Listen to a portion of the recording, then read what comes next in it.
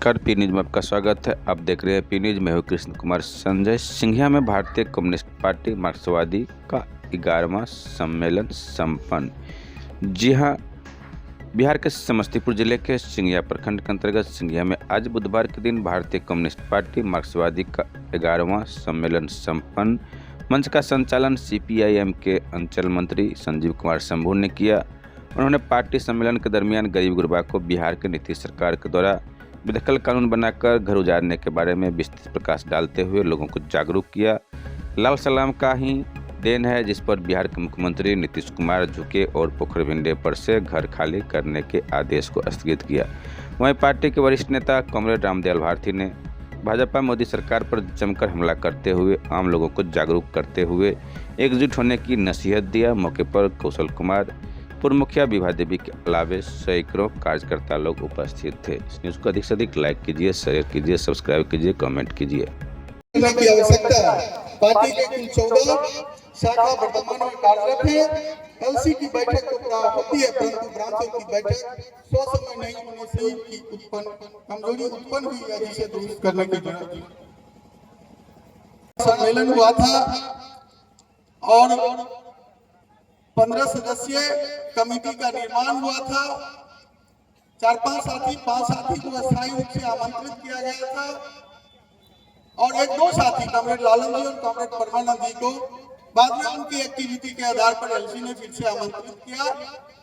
उसमें जो साथियों की उपस्थिति रही है, कुल 3 वर्षों में हमारा जो ये सम्मेलन हो रहा है, इस बीच अंचल कमेटी की 16 बैठकें हुई और जिसमें साथियों की जो उपस्थिति है, भूमिका उपस्थिति संजीव कुमार शंभू बैठक 16, उपस्थिति 16, कौशल कुमार सिंह 16 में 13, कॉमरेड राज रजक उर्फ दिनेश 16 में 14, कॉमरेड गौरीशंकर प्रसाद 16 में 12, कॉमरेड चंद्रदेव कंती 16 में 14, कॉमरेड विभा 16 में 14, कॉमरेड मीना देवी 16 में 13, सलामत हुसैन 13, मोहम्मद सलीम 12, क्रांति कुमार झा 11, उमाशंकर यादव 13, चलितर सदा 13, मोहम्मद कुदूस 11, बलराम सिंह 7, दिनेश यादव आमंत्रित 5, सत्यनारायण साहु आमंत्रित 3, मोहम्मद सुभान 5, सरवन पासवान आमंत्रित 3,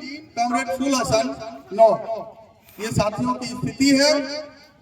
आगे का काम खेत मजदूर यूनियन, किसान सभा, महिला मोर्चा और नौजवान सभा की सदस्यता कम से कम 1,000 जन संगठन बार पहुंचाना और उनका स्वतंत्र गतिविधि अंचल सम्मेलन करके उसकी कमेटियां स्थापित करके उनका स्वतंत्र गतिविधि कायम करना, पार्टी शिक्षा एवं अखबार पर बल, ब्रांच की बैठक एवं गतिविधि को सुचारू करना, पार्टी सदस्यता का विस्तार एवं आंदोलन को बढ़ावा देना। प्रखंड क्षेत्र के अंदर किया है। आप सब जानते हैं कि भाजपा की गोद में बैठी है नीतीश कुमार की सरकार, जो बिहार के अंदर सत्तासीन है। इसने एक पुरकिया फरमान जारी किया कि जल जीवन हरियाली के नाम पर हम तालाबों को, हम नदियों को स्वच्छ करेंगे। अच्छी बात है, तालाब गंदा हो गया उसको साफ करो, नदियां गंदी हो गई, भोथनी हो गई, उसकी सफाई करो, उड़ाई करो। लेकिन गरीबों के कब्र पर अगर तुम करोगे तो लाल झंडा इसको बर्दाश्त नहीं करेगा। और हमारी स्टेट कमेटी ने, समस्तीपुर की जिला कमेटी ने फैसला लिया कि जब तक गरीबों को 5 डिसमिल जमीन उपलब्ध नहीं कराती है सरकार, कम से कम 1 कट्ठा 3 धूर जमीन हम एक भी गरीबों का घर उजड़ने नहीं देंगे। और हमारी पार्टी ने समस्तीपुर के अंदर कामरेड जिला मंत्री जी बैठे हैं, एक ठोस निर्णय लिया कि भारत की कम्युनिस्ट पार्टी मार्क्सवादी के नेतृत्व में गरीबों की बस्तियों में, जहां झुग्गी झोपड़ी में रहते हैं लोग, हम गरीबों को जगाएंगे और उस कार्यक्रम को सिंगियम में आपके सहयोग से हम लोगों ने भी लागू किया। 5 दिनों तक चिल्लाती धूप में, चिलचिलाती धूप में सैकड़ों की तादाद में हम लोग लाल झंडा कंधा पर लेकर कहां पबरा, कहां वो सनहक्का प्लाट, फरघट्टा, कहां भराट, बेला, पिपरा, सुम्भा, बस्ती और कहां राजघाट पैदल यात्रा करके 60 से ज्यादा कॉर्नर मीटिंग करके हम लोग यहां से 4 बसों में और 7-8 टेम्पू डुमरा से जो महादलित मुसहर भाई थे अपने पैसे से 2-2 टेम्पू नीचा ऊपर भर के गए थे उसमें। और हमें याद है कि बिहार के 34 कलेक्टर के यहाँ प्रदर्शन था। 20 लाख गरीब बिहार के अंदर घर से निकलकर अपने कंधा पर लाल झंडा लेकर नीतीश सरकार को चेतावनी दिया कि हम कोई कौआ मैना नहीं है कि जमींदार के पेड़ पर घोंसला बना के रहेंगे। हम पैदा होते हैं सरकारी जमीन में, मरने के बाद कब्र भी होता है सरकारी जमीन में। हम भी इंसान हैं और आजादी के 75 सालों बाद हमारा पूरा हक है। बिहार के अंदर, भारत के अंदर जीएसटी एक्ट बना हुआ 1948, 1967, जिसे संसद में संपुष्ट किया गया था। लाल झंडे की लड़ाई के बाद श्रीमती इंदिरा गांधी ने पूरा निरीक्षण करके, पूर्ण परीक्षण करके उसको संपुष्ट किया था लाल झंडे के दबाव में कि हमें बसने के लिए 10 डिसमिल कानून। नीतीश ने कहा हम 5 डिसमिल से बेसी नहीं देंगे। हमारी पार्टी ने कहा कि इंदिरा आवास का मकान दे दो, 5 डिसमिल जमीन दे दो, हम तुम्हारा पोखर का भिंडा छोड़ देंगे और जब तक तुम नहीं दोगे तो कोई माई का लाल पैदा नहीं लिया। जब तक लाल झंडा का एक भी सिपाही है, एक भी गरीब का घर हम उजड़ने नहीं देंगे।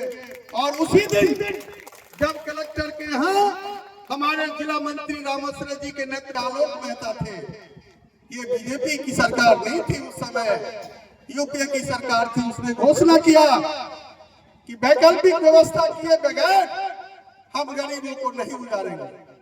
और उसी दिन नीतीश कुमार ने इमरजेंसी कैबिनेट की बैठक बुला के 8 बजे शाम में घोषणा किया कि तत्काल घरगुजारी पर रोक लगा। अरे पागल, जब तुमको वैकल्पिक व्यवस्था देना था कि गरीबों के डर से, तो तुमने तुलगिया फरमान जारी क्यों किया? कभी कभी जमींदार कहते हैं कि हो गल हो ललका झंडा उठा नेता और अपन पेट भरे छे, तोरा की दल को। आप उनसे कहिए कि नीतीश कुमार जैसे जिद्दी आदमी को लाल झंडा के गरीबों की हिंसा ने घुटना टेकने पर मजबूर कर दिया। कहा जमींदार की दलाली नहीं चलेगा, गरीबों का घर नहीं उजड़ेगा, और मजबूर होके उसको तत्काल कानून वापस लेना पड़ा।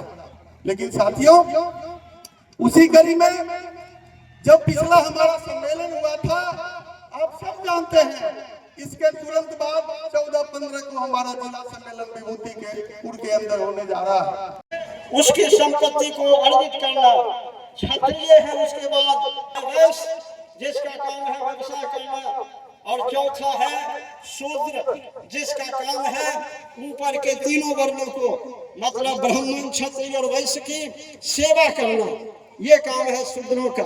यही 4 नंबर बनाए गए हैं। ये कहता है मनुस्मृति, और उस मनुस्मृति के अनुसार जो आपको मालूम होगा कि मनुस्मृति के अनुसार हमारे देश के अंदर शुद्धिकरण की प्रथा चलती थी। शुद्धिकरण मतलब क्या? जो शूद्र है, जो बैकवर्ड है, जो दलित है, अगर उसके घर में किसी बच्चे की शादी होती थी तो 3 दिनों के लिए जो जिस गांव में उसकी शादी होती थी, उस गांव का जो श्रेष्ठ द्विज ब्राह्मण होता था, उसके यहाँ 3 रात बिताना पड़ता था। और पहला संतान उस द्विज ब्राह्मण से पैदा कराया जाता था। ये थी मनुस्मृति। ये है मनुस्मृति। मनुस्मृति कहता था, जो मनुस्मृति में बातें हैं उसमें है कि हमारे देश की जो महिलाएं हैं, जो शूद्र महिलाएं हैं, जो ओबीसी की महिलाएं हैं, जो दलित महिलाएं हैं, उनको स्तन ढकने का कोई अधिकार नहीं है। ये मनुस्मृति कहता है। हमारी महिलाएं, हमारी माँ बहनें अपने स्तन को खोल के रखेंगी, और अगर वो अपने स्तन को ढक लिया तो उसको कर देना पड़ता था, उसको टैक्स देना पड़ता था। हमारी माँ बहनों के स्तन के वजन और साइज के हिसाब से। क्या उसी व्यवस्था को आप फिर से लाना चाहते हैं? क्या उसी व्यवस्था को आप फिर से लाना चाहते हैं? आज भारतीय जनता पार्टी के लोग, आरएसएस के लोग हिंदू हिंदू चिल्ला रहा है। आप रामायण उठाइए, महाभारत उठाइए, वेद उठाइए, उपनिषद उठाइए, कहीं भी हिंदू की चर्चा नहीं है। कहीं भी हिंदू शब्द की चर्चा नहीं है। अरे हिंदू शब्द तो तब आया जब अर्ज हमारे देश के अंदर आए बाहर से, और जब वो सिंधु नदी पार किए तो 100 का उच्चारण वो हो करते थे। सिंधु नदी से ही वो हिंदू शब्द उत्पत्ति हुई है। कहीं किसी वेदों में, ग्रंथों में हिंदू नहीं है।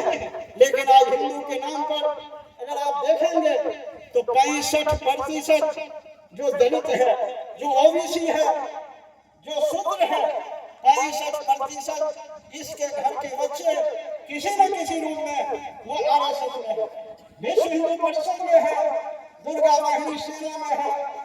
आज 65% हमारे आपके घरों के बच्चे उसके साथ जुड़ा हुआ है। किस लिए? मनुस्मृति को हमारे देश में लाने के लिए। अरे शर्म होनी चाहिए। इतिहास पढ़ो। हमारी माँ बहनें क्या स्तन खोल के रहेगी? हमारी माँ बहनों की अगर शादी होगी तो उस गांव का जो चाहे वो 82 वर्ष 80 वर्ष का बूढ़ा ब्राह्मण क्यों नहीं हो, उसके साथ 3 रात गुजारेगी। क्या ऐसी व्यवस्था तुम लाना चाहते हो? इसीलिए इतिहास पढ़ो। नौजवानों, दलित नौजवानों, ओबीसी के नौजवानों, देखो कि आज देश के अंदर सुप्रीम कोर्ट है, एक भी ओबीसी का प्रतिनिधित्व नहीं है। जाके देखिए हमारे देश के अंदर जो पार्लियामेंट है उसमें जितने भी कर्मचारी है, एक भी ओबीसी नहीं है, एक भी दलित नहीं है। जहां भी आईएएस आईपीएस बनता है, जो हमारा रिप्रेजेंटेशन है, जो हमारी जनसंख्या है, उसके अनुसार हमारी में हिस्सेदारी नहीं है। हम बैंक में नहीं है, हम रेलवे में नहीं है, हम चपरासी के पदों पर बहाल होते हैं, हम किरानी के पदों पर बहाल होते हैं, और हम उसकी चाकरी करते हैं।